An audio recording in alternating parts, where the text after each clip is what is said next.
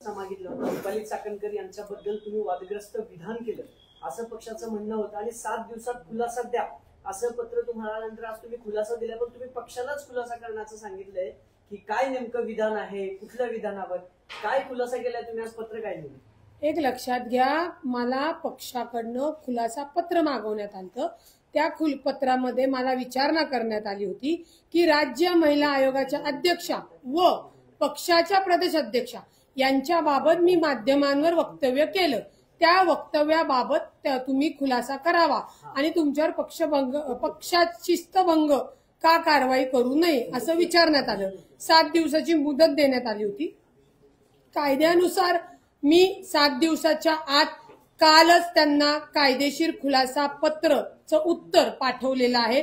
त्या पत्रामध्ये कुठेही कोणतं वक्तव्य याचा संदर्भ नाही। एक राज्य महिला आयोग संविधानिक पदाचा एक स्वतंत्र विभाग आहे आणि राज्यमंत्री पदाचा दर्जाचा ते राज्य महिला आयोग आहे आणि पक्षाच्या ज्या प्रदेशाध्यक्ष आहेत त्यांच्याबद्दल तर मी कुठलंही वक्तव्य केलेलं नाहीये। एवढंच की राज्य महिला आयोगाच्या अध्यक्ष या पक्षाच्या कार्यकर्त्या असल्यामुळे ती जी काही विचारणा किंवा जी काही वक्तव्य सांगितलेली आहेत ती त्या पत्रामध्ये नमूद नाही। फलटणमध्ये जे डॉक्टर संपदा मुंडे यांच्या आत्महत्या प्रकरणी राज्य महिला आयोगाने जे काही वक्तव्य केलं त्याच्यामुळे महाराष्ट्रात संपूर्ण माता भगिनींमध्ये जनतेमध्ये असंतोषाचं वातावरण निर्माण झालं। त्याच अनुषंगाने तोच राग तोच असंतोष हा पक्षावर सुद्धा झाला त्या पक्षाच्या पदाधिकारी असल्यामुळे।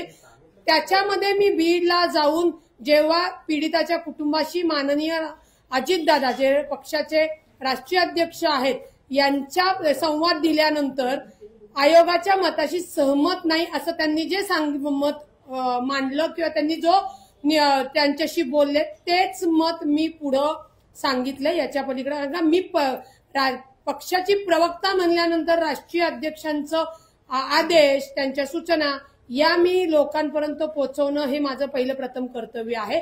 त्यामुळे मी कुठेही कुणालाही वाईट वक्तव्य केलेलं नाही असा खुलासा मी त्यांना कायदेशीर दिलेला आहे। काल दादांना तुम्ही भेटला सकाळी तर काय नेमकं याच्यामध्ये चर्चा झालेली आहे? जे काही प्रवक्ते पदावरून तुम्हाला काढून टाकण्यात आलेलं आहे त्याबाबत दादांना काय सांगितलं? दादांना याची कल्पना होती का? याची कल्पना माननीय राष्ट्रीय अध्यक्ष अजितदादा यांना नव्हती।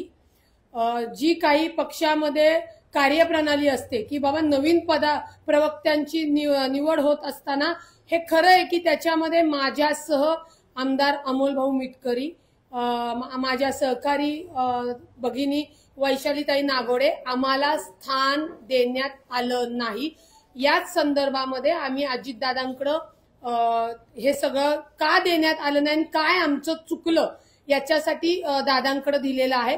काल मी जेव्हा पक्ष कार्यालयात भेटायला गेले 7 वाजता दादा तिथे नव्हते परंतु मी तातडीने तिथनं निघून माननीय अजितदादांची माझी भेट झाली।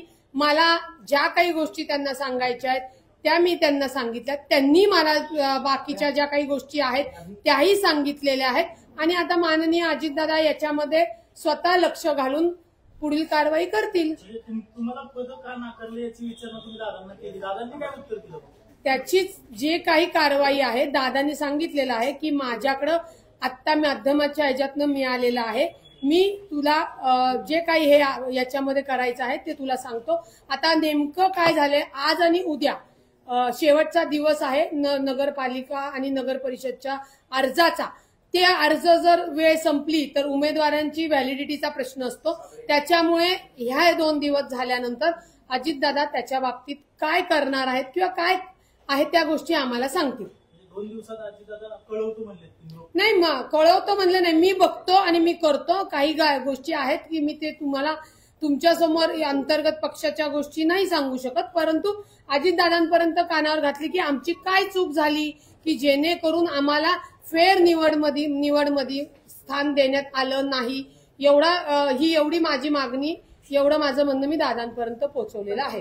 पत्रात जे मेन्शन केले ना त्यात तुम्ही असं सांगितलं की कोणतं विधान आहे ज्यांच्यामुळे मी अपमान केला असं वाटतं त्याबाबत पण हा खुलासा होत नाही तरी पक्ष परत तुम्हाला विचारू शकतो याबाबत? नाही ते काय पक्ष विचारू शकतो शेवटी कायद्याने विचारणार आहे ना। मी ज्या वक्तव्यावर तुम्ही मला खुलासा मागताय, ते वक्तव्य त्याच्यामध्ये नमूद नाही, एवढाच विषय. त्याच्यामुळे तुम्ही कोर्टासारखी हेरिंग अजिबात चालवू नका. त्या काळात ज्या काही गोष्टी आहेत, ज्या काही मागायच्या आहेत, तेही मला मागताना कायदेशीर मागणार, मीही त्यांना देताना कायदेशीर उत्तर देणार. तुम्हाला असं वाटतं का तुम्ही प्रवक्ते पदावर चांगलं काम करत होता, मात्र रुपाली चाकणकरांवर जी टीका केली त्याच्यामुळे तुमचं प्रवक्तेपद गेलंय? मला तुर्तास एवढंच सांगायचंय की माझ्यावर किंवा अमोल मिटकरी भाऊंवर किंवा वैशाली ताईवर जे काही करण्यात आत्ता आलेलं आहे त्याच्या घडामोडी 7 ते 8 महिन्यापासूनच सुरू झाल्या होत्या. आणि ठीक आहे, तो सगळा लेखाजोखा, त्या सगळ्या कुरगुड्या, त्याचे सगळे विथ पुराव्यासह मी अजितदादांसमोर ठेवील. 8 महिन्यापासून. तुम्हाला आता दुसऱ्या पक्षाकडनं पण ऑफर आल्यात. महानगरपालिका अगदी तोंडावर आहे निवडणुका. ठाकरे गटाकडून सुषमा अंधारेंनी तुम्हाला विचारणा केल्या, शिंदेकडनं विचारणा झाल्या.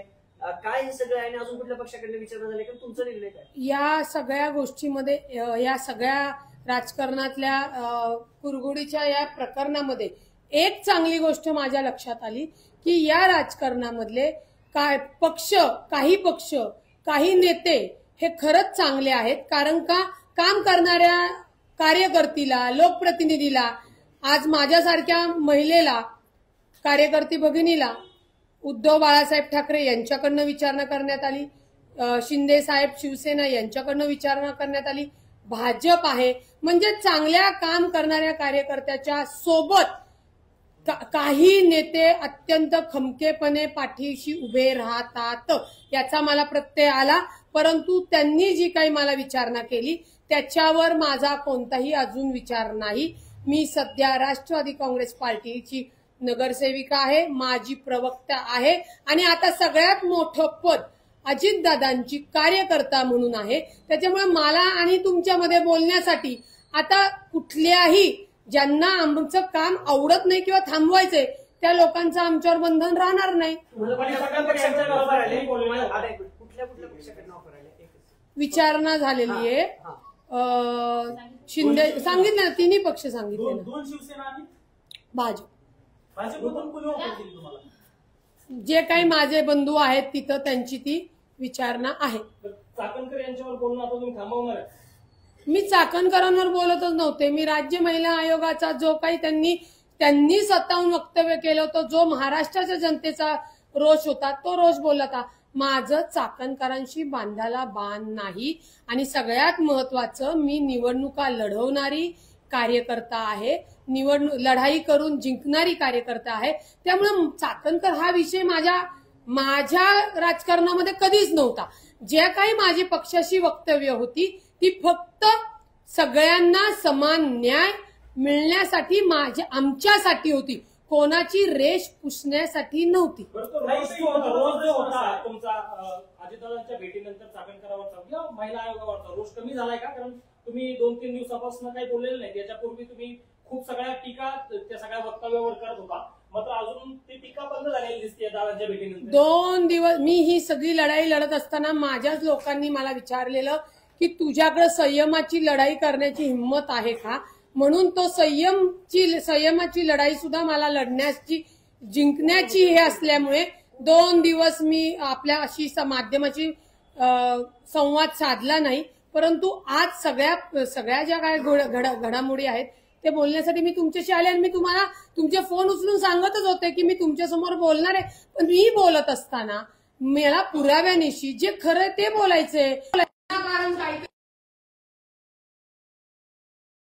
क्रिएट करायचं, कुठल्या तरी नेत्याकडनं कोणाला तरी फोन लावून आपल्याच कार्यकर्त्यांवर गुन्हे दाखल करण्यासाठीची कुरगुडी करायचं, हे मला गरजच नाही या गोष्टीची. राज्य महिला आयोगाच्या अध्यक्षांच्या राजीनाम्याच्या मागणीवर अजून देखील तुम्ही ठाम आहात? महाराष्ट्राची जनता ठाम असेल तर मी त्यांच्या सोबतच आहे.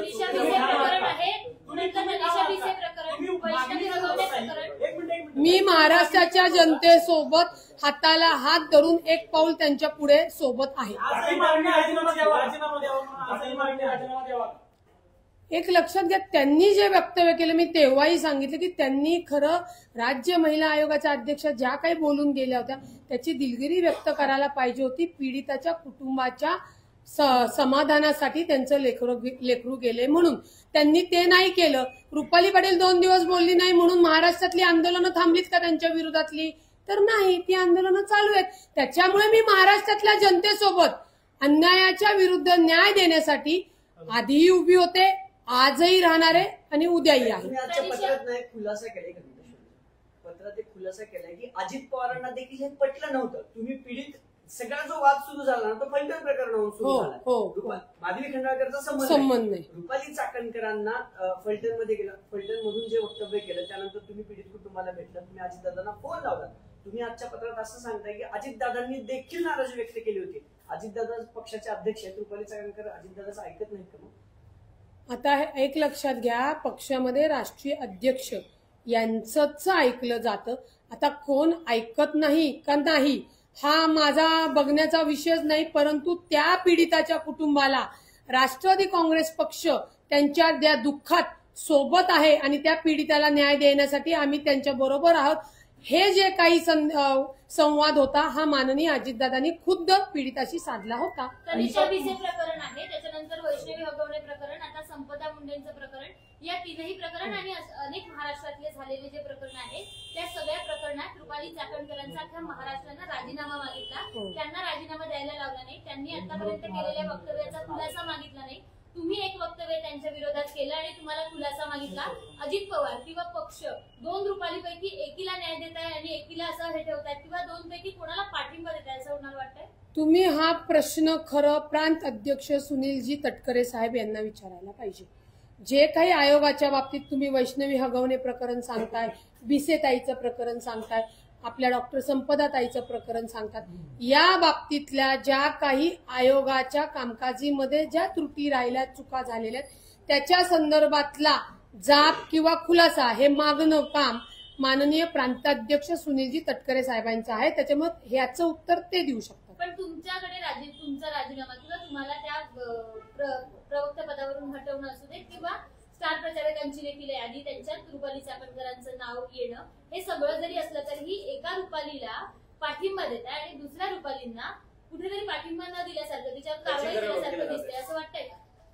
पक्ष किंवा माझं खच्चीकरण होणार नाही. मी तुम्हाला पुन्हा सांगते की नाही मला प्रवक्त्यापदी फेर निवड दिली तरी मी निवडणुका लढणार आहे, जिंकणार आहे आणि माझं लोकप्रतिनिधित्व लोकांनी स्वीकारले, लोकांच्या प्रेमावर, त्यांच्या कामावर मी उभी आहे. त्याच्यामुळे पक्षाला किंवा प्रांत अध्यक्षांना कुणाला कौल द्यायचा आहे तो त्यांच्या अधिकारातला विषय आहे. तुम्हाला असं वाटतं का की त्यांना जास्त भाव दिला जातो आणि आपल्याला कमी लेखलं जातं? मला भाव पण खायची गरज नाही, काय नाही. कामानुसार मी माझा स्वाभिमानाची मान नेहमी उंच ठेवते. त्याच्यामुळे मी ते असला भाव आणि मी नाही लक्ष तुमच्यावर गुन्हा दाखल करण्यात आला बेकायदेशीर जमाव हा येस, तोही माझ्यावर गुन्हा दाखल करण्यात आलाय. मी आधीच्या पक्षामध्ये काम करत असताना, लोकांना न्याय देत असताना अनेक गुन्हे अंगावर घेतलेले. हा तर माझ्या घरातल्यांचा विषय होता. आणि काय म्हणले तुम्ही? बेकायदेशीर जमावबंदी जे तुम्ही म्हणताय ते पोलीस स्टेशन आहे.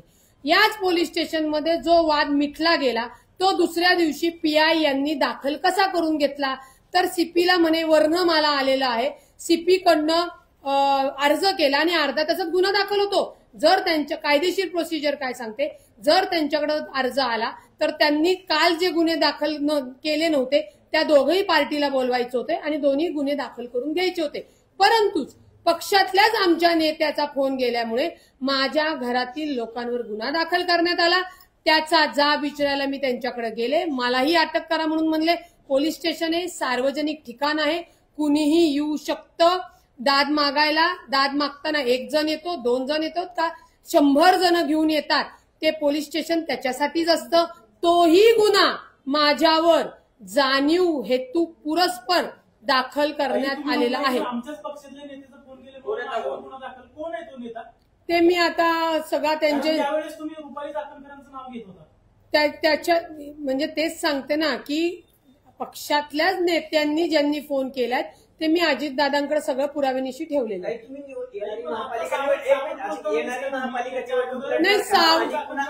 महापालिका निवडणूक लढणार का आणि कुठल्या पक्षाकडनं? माझा जन्मच माझा जन्मच लढण्यासाठी झालेला आहे. त्याच्यामुळे येणारी महानगरपालिकेची निवडणूक मी लढणार आहे. कसब्यामध्ये माझ्यासह पक्षाचे जास्त नगरसेवक कसे निवडून येणार याच्यासाठी आम्ही 3 वर्ष झालं काम करत आहोत. त्याच्यामुळे येणाऱ्या निवडणुकीमध्ये माझा प्रभाग 25 असेल किंवा प्रभाग 26 असेल किंवा दोन्ही असेल, या दोन्ही म्हणजे मनपा निवडणूक लढण्यासाठी मी आणि आमचे सर्व कार्यकर्ते पदाधिकारी सज्ज आहेत. कोणत्या चिन्हावर लढणार ते? कोणत्या चिन्हावर? आज तरी मी अजितदादांची कार्यकर्ता म्हणून राष्ट्रवादी काँग्रेस पक्षाच्या घड्याळ या चिन्हावर लढणार आहे. आणि जर तुम्हाला काही शंका असेल किंवा मला शंका असेल असं वाटलं तर मी तुम्हाला बोलवून सांगेल. किती दिवसात सांगता? सांगेल ना, निवडणुकीच्या आधी सांगावंच लागेल ना.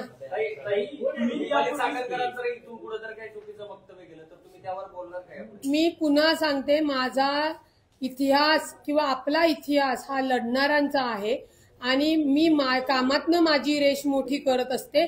त्याच्यामुळे कोणी चुकीचं वक्तव्य केलं किंवा अन्याय केला तर मी रुपाली पाटील ठोंबरे जी आधी होती ती त्याच पद्धतीने लढा देणारी आहे. लेखी तक्रार करणार का सुनील तटकरे आणि अजित पवारांकडे रुपाली चाकणकरांच्या विरोधात बोलतात? कोणाकडं? पक्ष हो, म्हणजे मी ऑलरेडी केलेली आहे. यापूर्वी तुम्ही रुपाली चाकणकरांबद्दल थेट नाव घेऊन बोलत होता, मात्र आता तुम्ही सावध भूमिका घेतल्याचं दिसतंय. राज्य महिला आयोग